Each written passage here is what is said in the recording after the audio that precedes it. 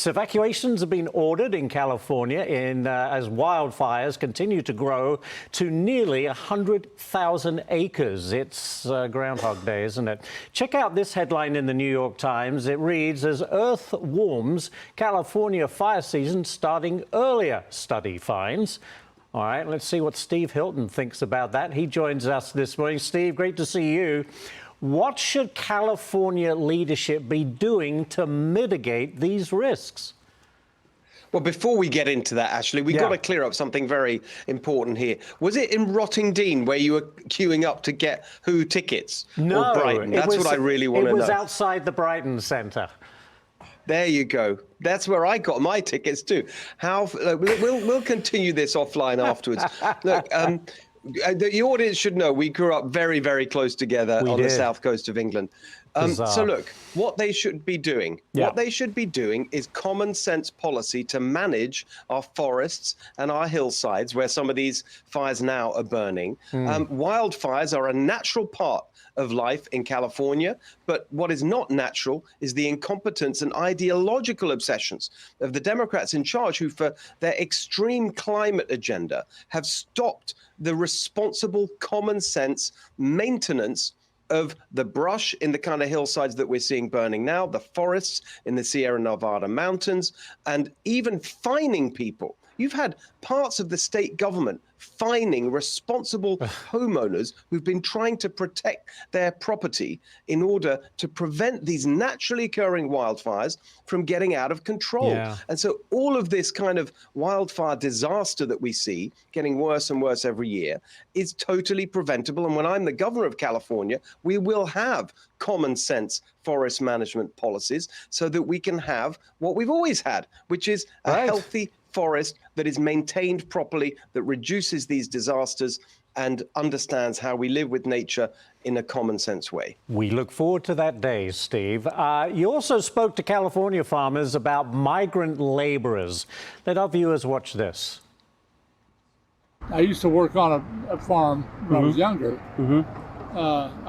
sometimes, and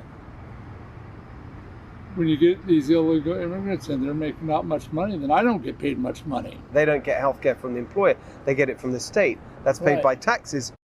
Yeah, it's a good point. Steve, what do you think of a carve-out for migrant farm workers? What's your thoughts on that? So look, the basic point that we have to understand is that right now in California, under these Democrat policies, 15 years now of one-party rule, we have the highest unemployment rate in America. The highest unemployment rate. We have millions of Californians who could be working, who are not working, paid for by us, the taxpayers. And then you have employers who are saying we have a labor shortage, we have to have migrant labor and all the rest of it.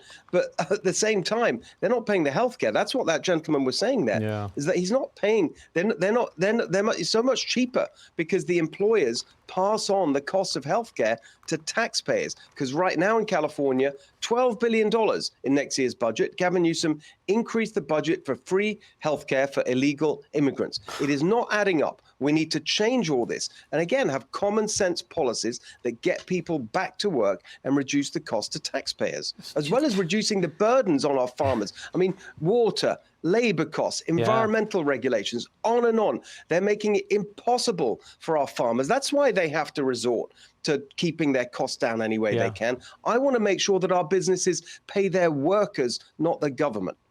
Very good point. Last one for you, Steve. Greg Gutfeld appeared on The Tonight Show starring Jimmy Fallon. Just listen to this clip.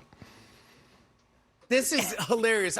We've met before. Yes, you have no memory of it, which is understandable because we were wasted. You're not making this up. I totally know what you're talking about. I light a cigarette and I'm smoking it, and you stop and you come over to me and you grab it and you crinkle it and you go, "These things will kill you," and you threw it. And then I go, "Dude," "I'm not rich. You're rich. I have to cigarettes are expensive in New York City." And then 5 minutes later, you come back with a fresh pack of Parliaments and you hand them to me and you go, "Here." And I go, "That was really sweet. You want me to die." Steve, what do you think of Gutfeld's appearance? It's fantastic, isn't it? Well, you know, it's the ultimate triumph, isn't it? Because our friend Greg has now conquered late night. He's the king of late night, beating all these other people. And very magnanimously, he's going and joining them and being incredibly funny and entertaining the audience.